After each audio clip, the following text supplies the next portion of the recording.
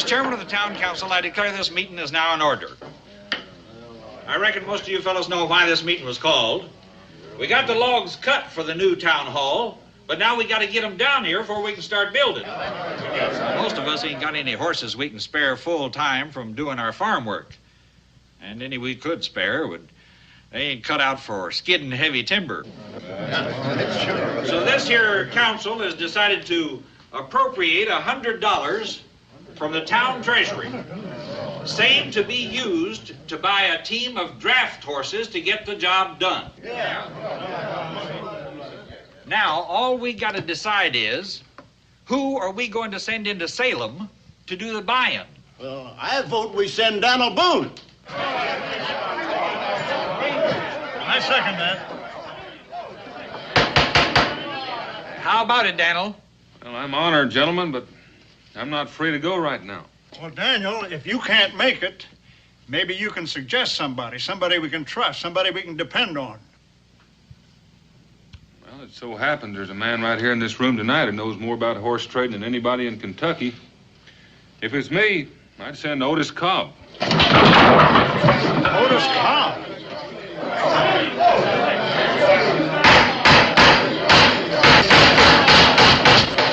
Sit down. But Daniel, I said somebody we could trust, somebody we could depend on. Well, I grant from time to time he's gotten the best of some of you, but horse trading is his business. That's why I suggest you send him if you want to get the most for your money.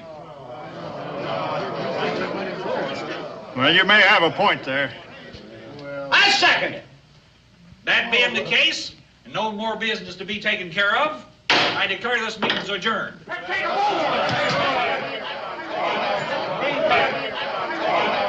That's a wise suggestion, Daniel. Well, I admit Otis is peculiar from time to time, but he's honest. He knows more about horse trading than anybody in these parts. Mr. Boone. Mr. Boone, I want to thank you for standing up for me that way. Well, it kind of gives a fellow a nice warm feeling to know that somebody's got some faith in him. Well, Otis, all you've got to do is show that faith I have in you is justified. Well, now, Mr. Boone, you don't have to worry about that. And I guarantee you're going to be surprised at what I bring back. I hope you're not too surprised.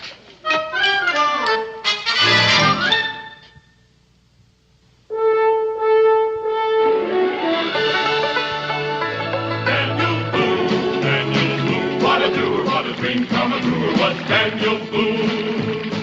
From a coonskin cap on the top of old Dan to the heel of his rawhide shoe, the rippin'est, roaring'est, fighting'est man the frontier ever knew. Daniel Boone was a man, yes, a big man, and he fought for America to make all Americans free. What a Boone, what a doer, what a dream come truer was he.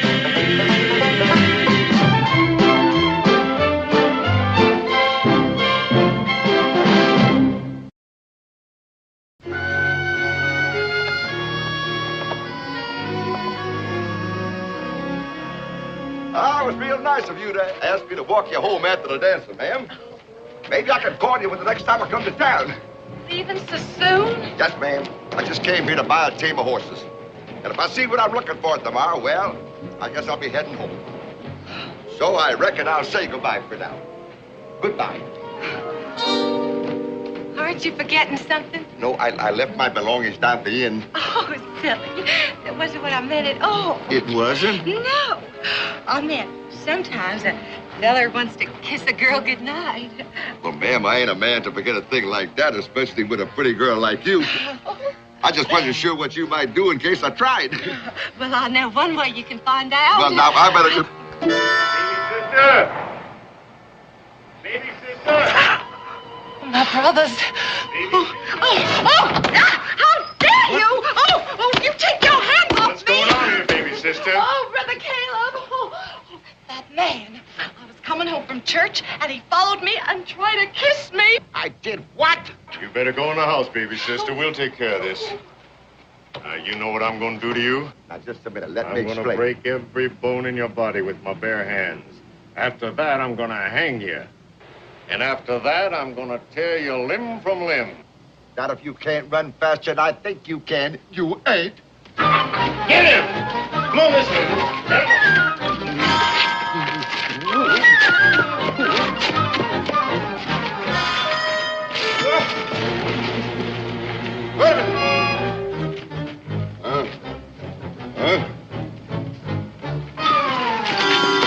Hey, get up, Billy. Come on, man. Get after him.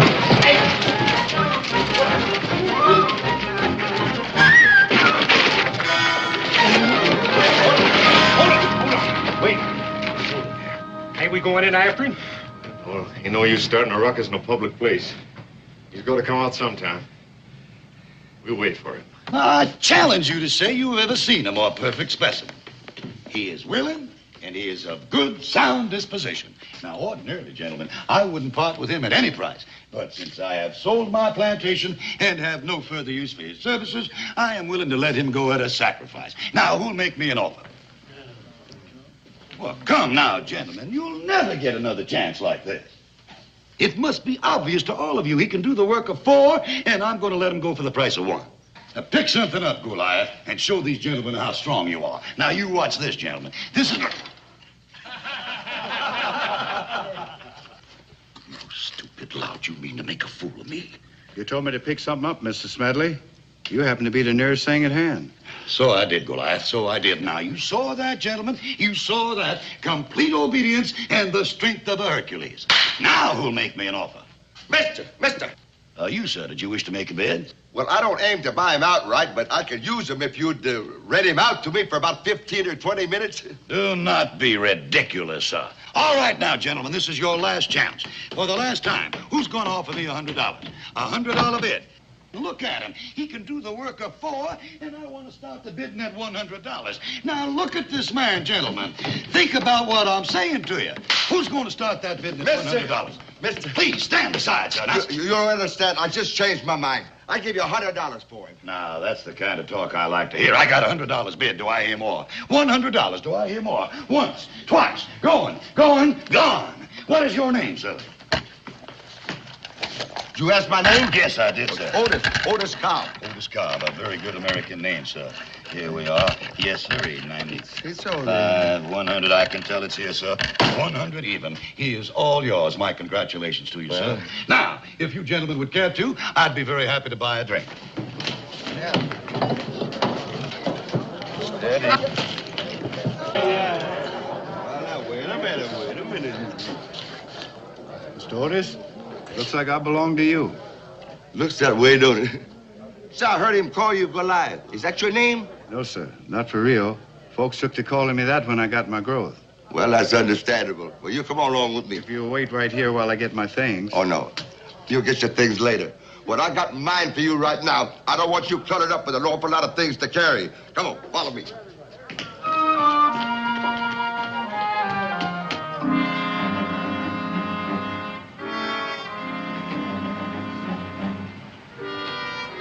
He's been in there an awful long time.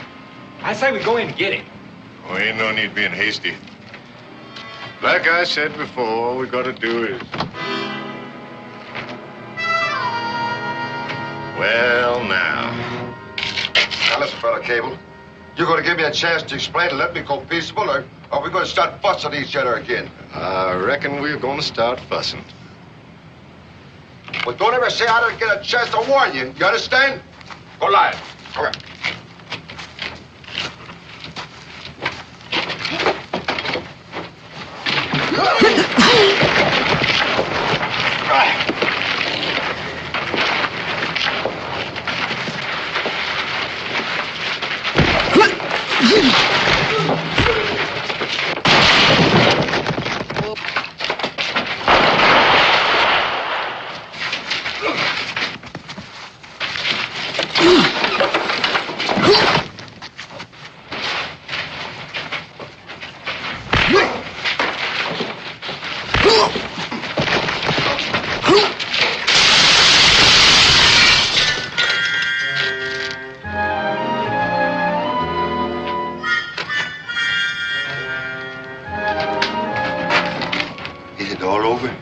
Mr. Otis, they won't bother you no more. You know, the next time you ought to give a man a chance to explain instead of going around trying to do him some bodily harm. Uh-oh.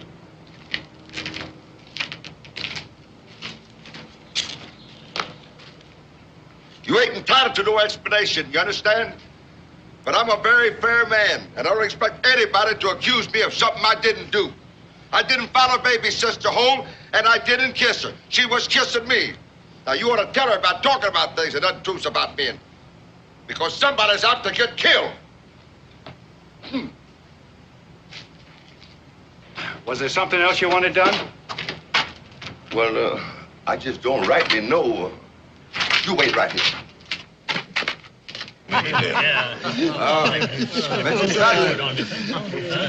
Excuse me, wait a minute. Excuse me there. Hey, Smokey, excuse me. Mr. Smedley. Well, Mr. Cobb, sir, would you care to join me in a little drink, sir, to celebrate our mutual satisfaction? Well, that's what I was aiming to talk to you about. I don't believe I understand you, sir. Well, the fact of the matter is, I got a little proposition I want to put up to you.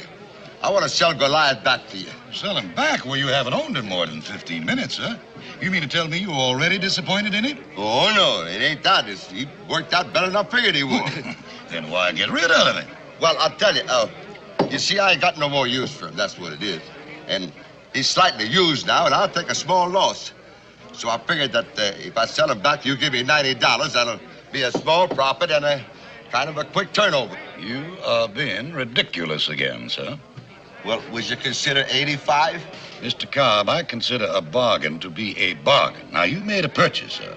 I am deeply regretful if you are unhappy with the merchandise, but I have no intention of refunding any money.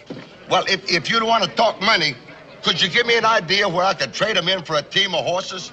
Mr. Cobb, I am not in the horse trading business, and what is more, I can tell you I never expect to be in it. Well, I wouldn't be so sure about that.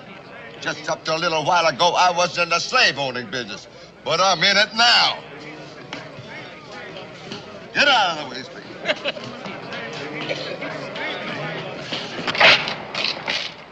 We fixing to go traveling, Mr. Cobb?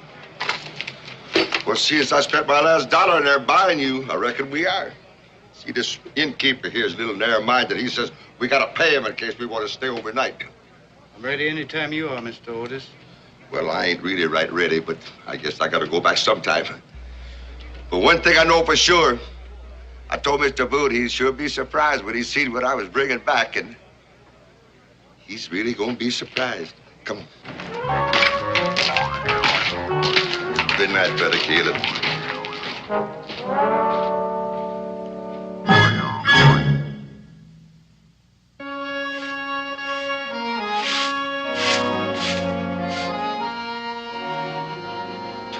Dan, you better come out here. What is it, Becky? Well, it looks like your friend Otis.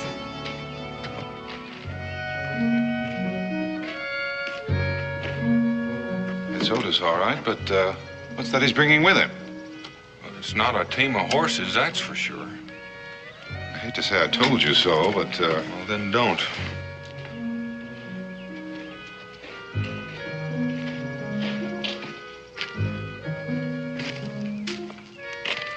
Well, Mr. Boone, we got back.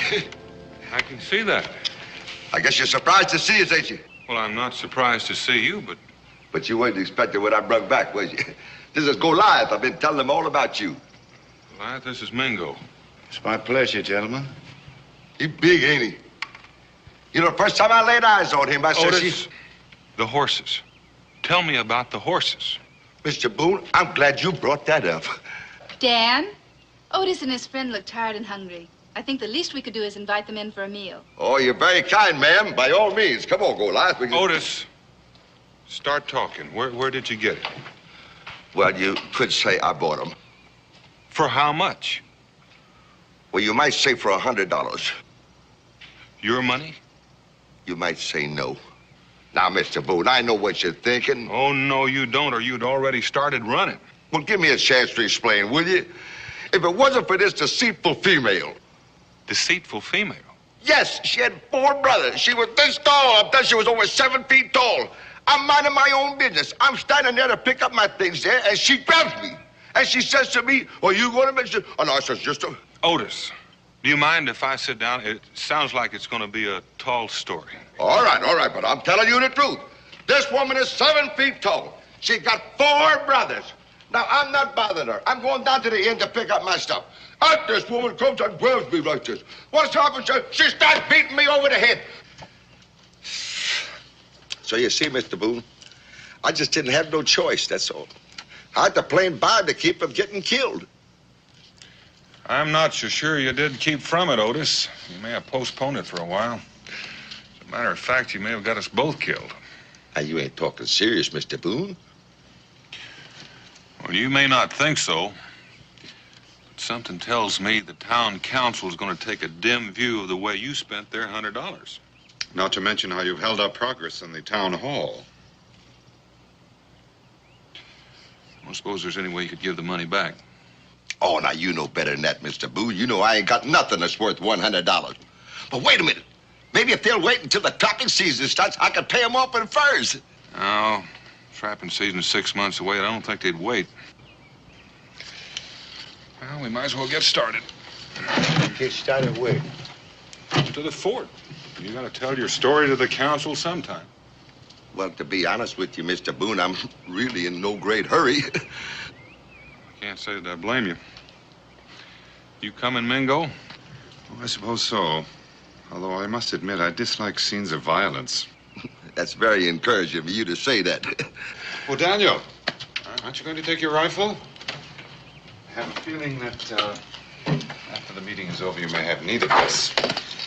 I agree with you, Otis. Mingo sure knows how to make a man feel good.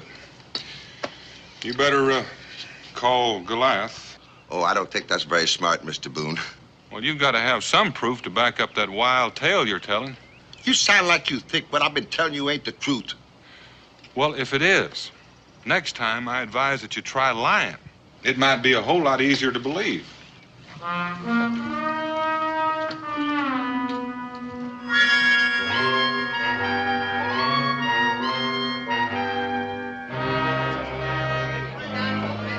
Daniel, they asked me to bring the prisoners inside. Did you hear what he just called us? Mr. Boone, I don't like the sound of that there word. Let's go.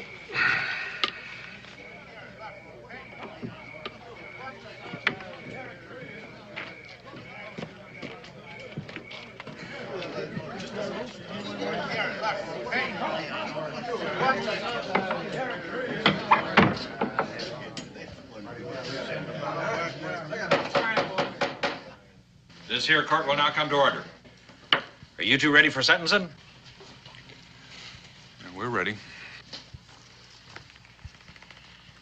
It is the judgment of this here tribunal that you, Daniel Boone, pay to the town treasury $25 for being an accomplice. That sounds fair enough. That ought to teach me to keep my mouth shut next time. And that you, Otis Cobb, pay to the town treasury $125. The $100 you already owe. The $25 is to learn you a lesson. What would you say if I told you I ain't got $125? That don't surprise us any, so we figured you could work it out at 50 cents a day. Doing what? Well, since what you took was taxpayers' money, we figured everybody ought to get some benefit. So we're all going to take turns going alphabetical. You'll start come sun up tomorrow with the Applejohns. $125 at 50 cents a day. I don't sure that I wouldn't rather be hung. Mr. Tupper, can I say something? I don't see any reason why you can't. Mr. Sedley, he was the one that sold me to Mr. Otis. Always said I could do the work of 4 men. So with me and Mr. Otis working, that's 5 times 50. No, I ain't gonna have that. You ain't gonna have what? I ain't gonna have somebody else paying off my debt. Now, what I did was wrong, but I'm the one that done it, and I'm the one that's gonna pay it. Well, now, are you sure that's the way you want it, Otis? Seems to me like you're taking on quite a load. No, Mr. Boone, my mind is made up, and I ain't about to change it. Well, I think you overlooked just one thing. You own Goliath, and that makes him your responsibility. Mm-hmm. Now, with you working from dawn to dusk, how do you aim to feed him? Don't fret about me, Mr. Otis. I'll make out somehow. No, sir. I am not going to shirk my responsibility. Say, Grover, you've been saying that you need help around here at nights. Bringing in kindling wood and washing the dishes and scrubbing up the floor and such. That's right. Well, you just hired yourself a man. You think you can stand up under all that work without breaking down? I can do the work. All you got to do is just feed me and Goliath. Well, if that's the way you want it, I guess that's the way it's going to be. That's the way I want it. Well, now that we got that settled, I declare this meeting adjourned.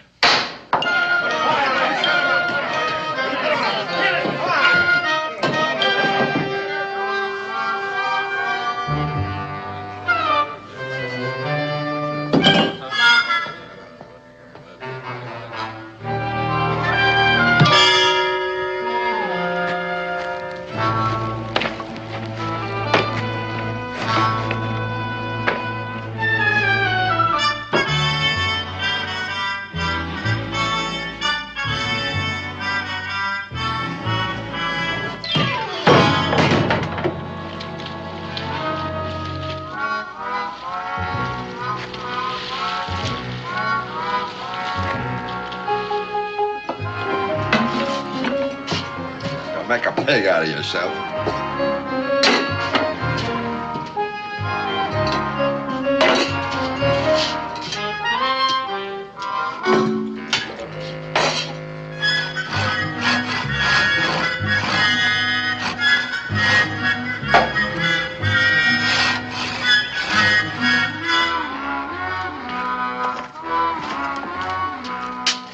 Come on, faster, faster.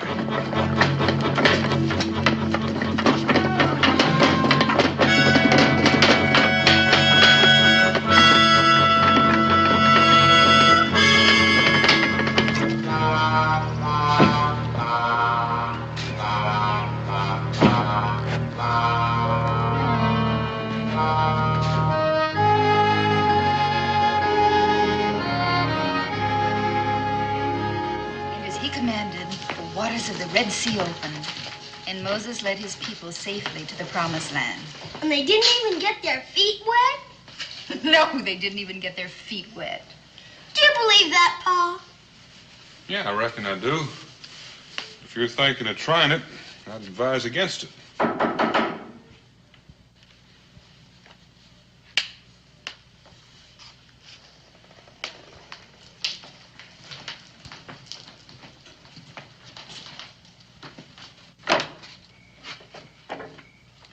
Excuse me, Mr. Boone, for disturbing you at this hour tonight, but I saw a light was burning. Well, you're not disturbing anyone. Come on in. You know my wife. This is my son, Israel. Israel, this is Goliath. You're not the one David hit with a rock, are you? No, I'm not that one. But I can see you've been reading a good book, Israel. I didn't read too good yet. Pa told it to me. He said there's a moral to it. What's the moral? That it don't count on how big a man is. It's what's inside of him that counts. Your father's right. In a way, that's what I come here to talk to you about. Won't you sit down?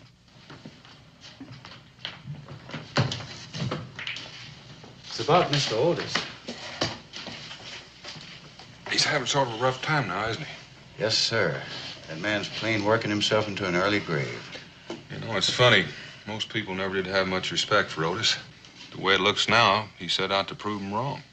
That's just it, Mr. Boone. Maybe what he said about me not helping him pay for what he had done, that's right. It could take his pride away. And a man needs his pride. And he does.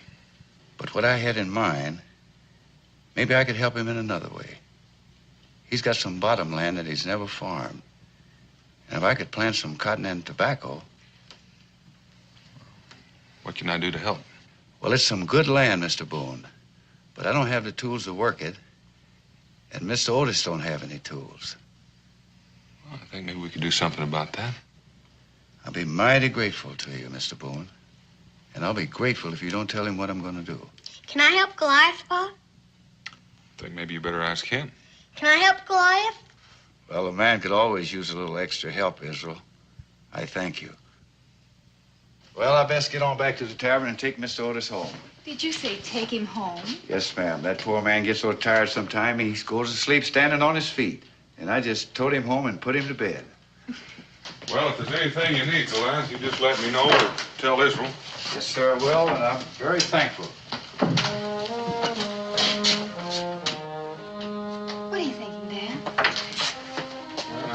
saying that Otis may have bought a lot more for his $100 than he knows.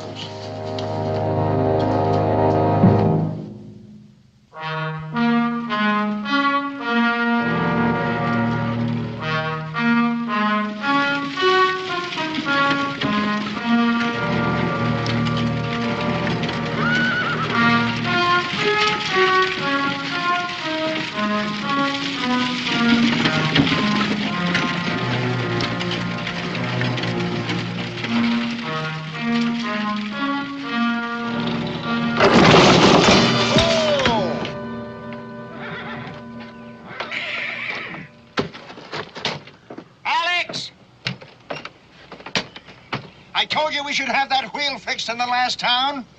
Well, don't just stand there looking at it, man. Get the spare out. Yeah. Looks like you've got a little trouble. A temporary inconvenience, sir.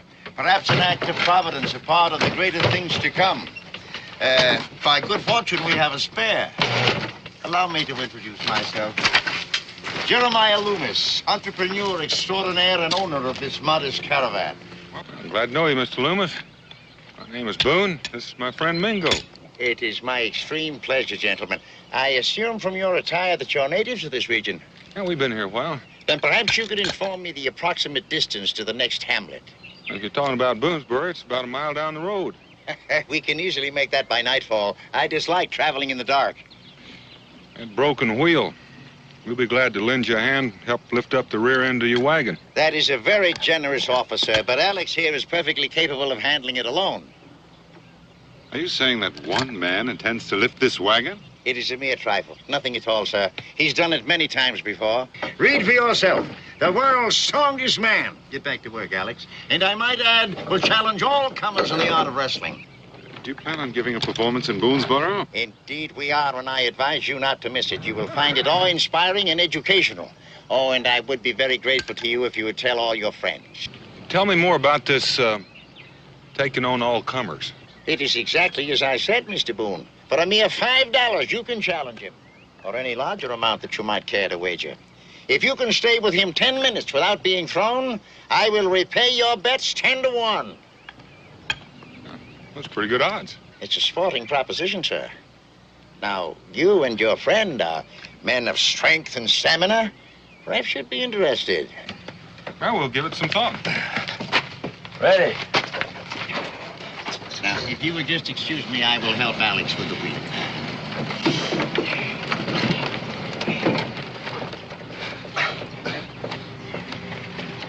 That's a pretty good trick.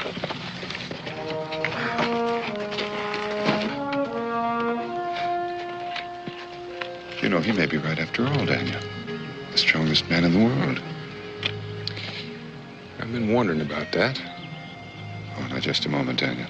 No offense intended, old boy, but you aren't entertaining thoughts of challenging him. I'm entertaining some thoughts. Bye. See you later, I hope, gentlemen.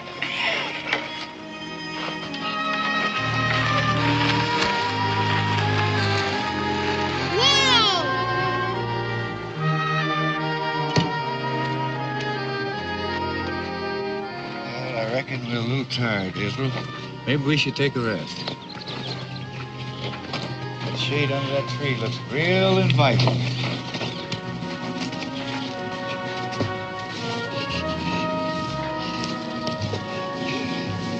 Now, how do you two expect to get some work done sitting here in the shade? I have to take the blame, Mr. Boone. Israel was holding up real fine. I got tucked out. That ain't you, Pa. I was the one that got tired. From what I can see, it looks like you both deserve a rest. Mind if I join you? Sit down, Mr. Boone. Some cold water in the jug in case you're thirsty. Thank you. Well, I guess Mr. Otis will really be surprised in a few weeks when he sees what me and Israel has done. Well, he might be surprised a whole lot sooner than that. How strong are you, Goliath? To tell the truth, I don't rightly know. As far as I can recollect, I never really did extend myself. Did you ever do any wrestling? I was owned by a sportsman once. He used to match me just to entertain his friends. You said you wanted to help Mr. Otis. Well, it might be that you could help him quite a lot. What do you got in mind, Mr. Boone? I'm not quite certain. We're going to have to do some testing. Let's go. Where are we going? First, we got to find a wagon.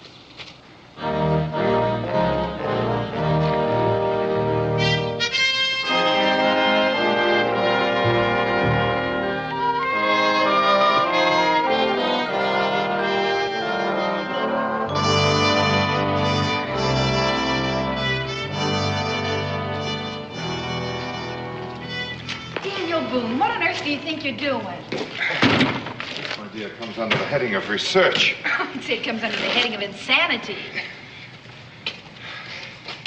Think that's enough, Mingo? Well, this wagon is smaller than theirs, but on the other hand, theirs wasn't loaded with rocks. I think it'll do. Well, I think you're both out of your minds. Goliath, do you think you can lift up the back end of this wagon? I wouldn't know, Mr. Boone, without a try. Well, then start trying.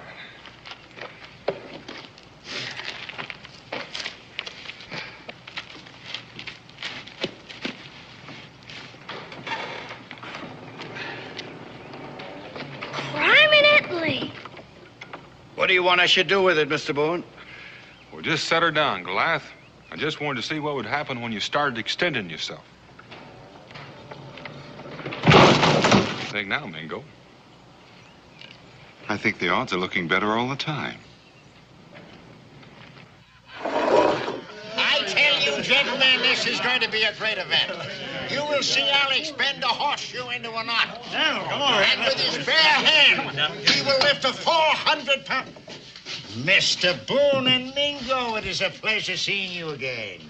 Well, I'm glad to see you made it into town all right. Yes, and it is a pleasure being with this convivial group. I must compliment you on your hospitality. And now, would you do me the pleasure of joining me in a drink? Well, I'll be glad to. Yes, landlord, a little service here. I ain't the landlord. I only work here. But I reckon I can get you what you want. Well, 2 mugs of ale for my friends. Otis, you look a little tired. And don't you get me started telling you there, Mr. Boone, because I'm too busy here. I can only tell you that I'm just plumb worn to the bone. Well, you stick to it. Maybe things will change. I like to think that way. It's certain things can't get any worse. There's your ale. Well, now I trust you gentlemen will be at our performance on the morrow. We'll be there. I'm glad to hear it. And have you given any thought to that little matter we discussed this afternoon? Given it a little thought. I think we'll be able to supply you with some competition. I am delighted to hear it. I assume that this is a personal challenge. No, it isn't. But I have someone in mind that ought to make it interesting for your man. And just what amount did you wish to wager, sir? $20? Well, about $5 for me and $15 for the man I'm betting on. And I think you said the odds were 10 to 1? That is correct, and you are a sporting man, sir. I'm sure the contest will be very pleasing to the crowd. To some more than others. Here's my 20. If it ain't asking too much, Daniel, just who did you have in mind? Well, I had in mind Goliath. You think he's got any chance at all, Daniel? Yeah, I figure he's got a chance. But now, gentlemen, if any of the rest of you care to wager, I'll be very happy to cover your bets. Well, I'm going to take your word for it, Daniel. At them odds, I just got to make me a little wager. Oh, I got to get in on this wager, too, Daniel. Excuse me. There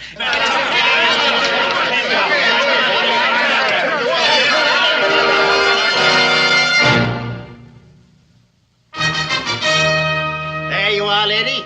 Thank you very much. Now, are there any more customers? Oh, ladies and gentlemen, don't miss this golden opportunity. This miraculous remedy, soft, sweet, smooth, and satisfying, contains neither grit, grime, nor grease. Made from roots, herbs, barks, berries, and other fruitful flavors gathered from the hills, dales, and valley by the Red Man. Some folks say the Red Man is an ignorant man, but I have always said he's a well-read man. That's a joke. Now, ladies and gentlemen, we come to that event for which we have all been waiting. It is my pleasure to present a man who has performed before all the crowned heads of Europe, whose prowess has thrilled thousands, and whose prodigious feats of strength is unequaled, whose skill in the art of wrestling is unmatched. Now, to prove to you that there is no fakery involved, I would like one of you gentlemen as a volunteer to step right up here, young man, and look over the equipment that Alex will use in his demonstration of prodigious power. Take it easy, young man. He's doing his best. All right. Thank you very much. Thank you very much. And now, ladies and gentlemen, if I may repeat, it is my pleasure, nay, it is my privilege, to present to you that colossus of strength, the strongest man that mortal eyes have ever gazed on, Alex the Assassin. Come out, Alex.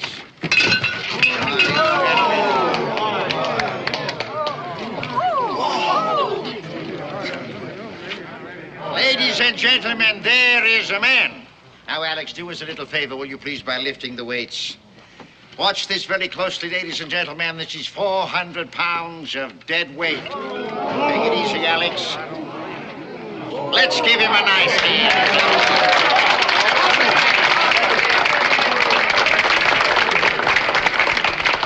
That's it. Here comes Otis. I wonder what he's doing here. I thought he was supposed to be working. But I got an idea it means trouble. Mr. Boone, I've got to talk to you. Fire away, Otis. Well, this is sort of personal. Will you excuse us, ma'am? Come here. What's on your mind, Otis? I thought you was a friend of mine. Now I find out that you've been double-crossing me. Well, just how do you figure I've been double-crossing? Matching Goliath there with that assassin without my knowledge, and I'm here to tell you that I ain't going to stand for it. Now, Otis, just listen to me for 1 minute. Here's your chance to clear up your debt with the town. Goliath's willing, so why should you object? It's the principle of the thing. I told you before that I wasn't going to let somebody else pay off for what I owe. Well, I'm afraid it's too late. The match has already been arranged. I don't care if it's been arranged. Goliath ain't going to be here. Because I told him to stay home, and he's got to do what I tell him. Otis, you don't understand. The people here in Boonesboro have already wagered all their money on Goliath. You can't withdraw him now and cause them to forfeit their wagers. You're right. I wasn't aiming to have nobody forfeit nothing. Well, what were you aiming to do then? I'm aiming to wrestle that assassin myself. Have you had a look at this feller? No, but just got here. Well, when you do, you might want to change your mind. Nothing's going to change it. Well, Otis, how come you've gotten so brave all of a sudden when you bought Goliath for self-protection in the first place? Mr. Boone, up there in Salem, there was 4 of them men and only 1 of me, and they was mad. But now this is man to man, and I'm mad. And you know, I'm ferocious as a tiger once I get aroused.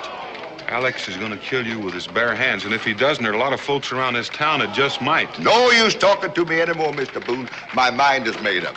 Where is he?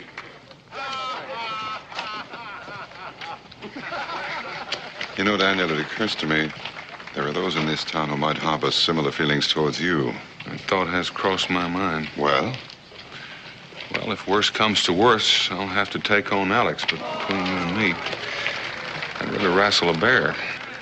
And now today, as an extra added attraction, I am happy to announce the Titanic Hunt.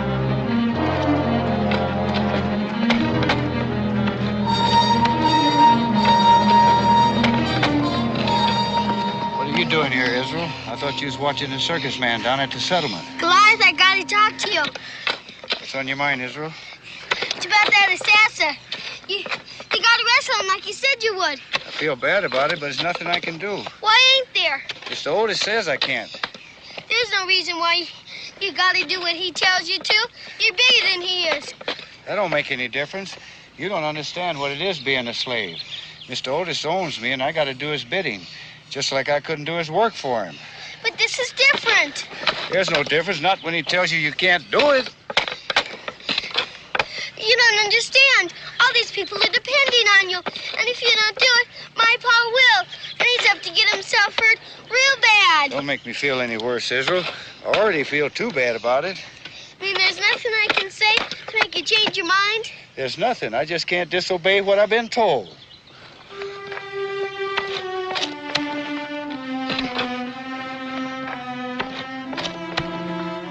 All the time I figured we was friends. I guess that ain't so anymore.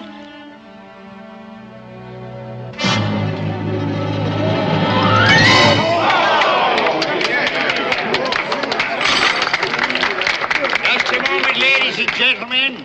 And now Alex will break this log as if it were a mere twig. Thank you very much, Alex. Watch very closely, ladies and gentlemen.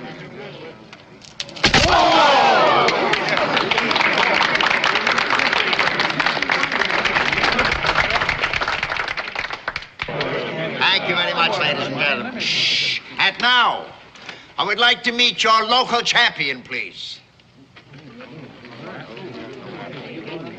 Becky, you stay here. I'll be back in a little while.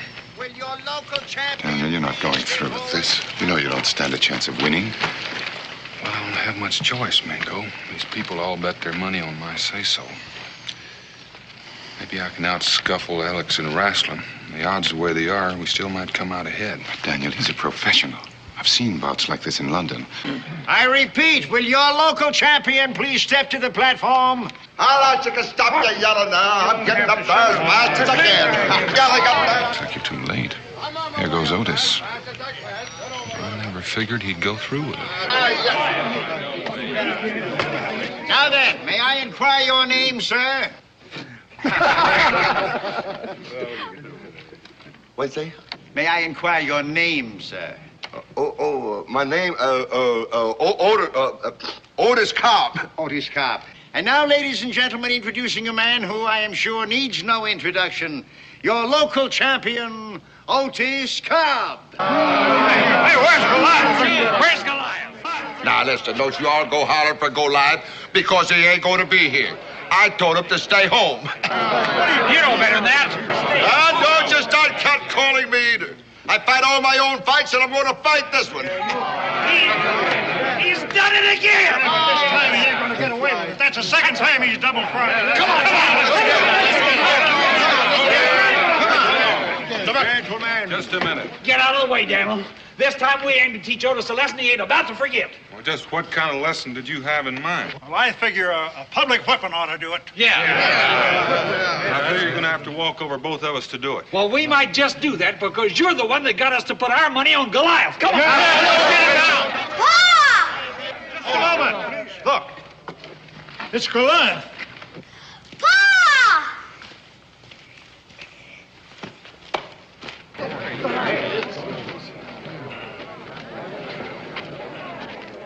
Goliath, what are you doing here? I just can't let you do it, no matter what. You disobeying my orders? I reckon you could call it that. Well, now listen, I ain't going to stand for it. Why don't you hear me out, Mr. Otis? The way Israel explained it to me, it ain't just you and me. All these people out here, they're depending on you. You know, my grandpappy once told me, there comes a time in every man's life when he's got a right to change his mind. You mean you're gonna let me fight Alex? And you remember what you did to them 4 men up there in Salem? I'm feeling sorry for that poor assassin already. Take it, boy. Ladies and gentlemen, now that your local champion has been established, let's proceed with the fight.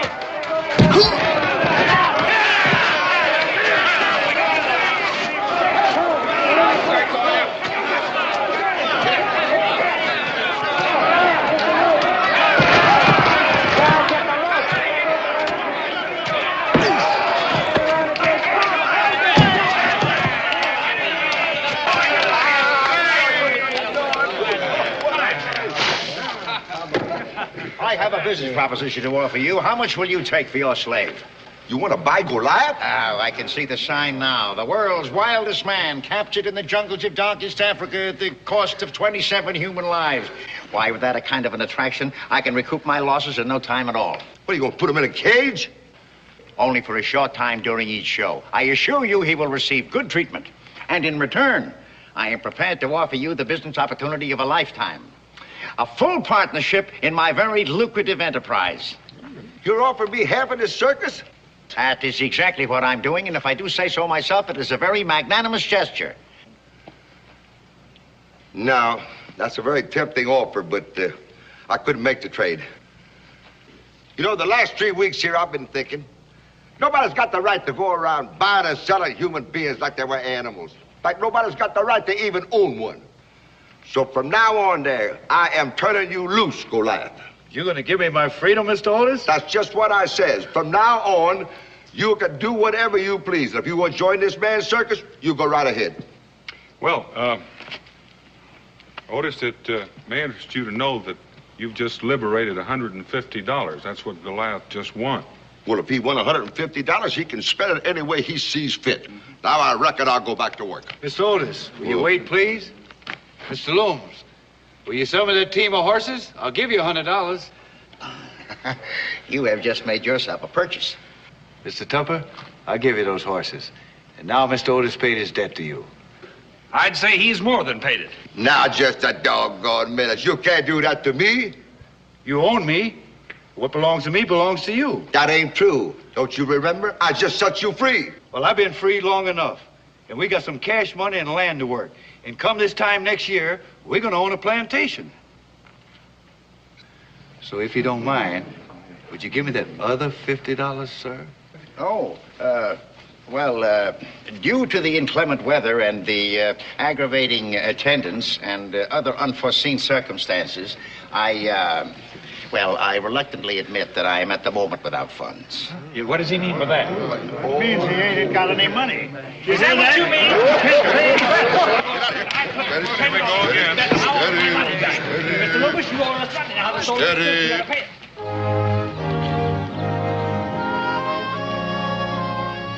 Looks like we're going to have a real good crop this year. Yeah, it sure does. How's it feel to be a rich plantation owner, Otis? Well, this will probably come as a big surprise to you, Mr. Boone. But if you try real hard, you sort of get to like it.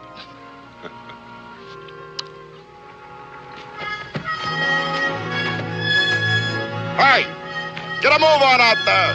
What, are you going to pitch a tent? Come on, Alex.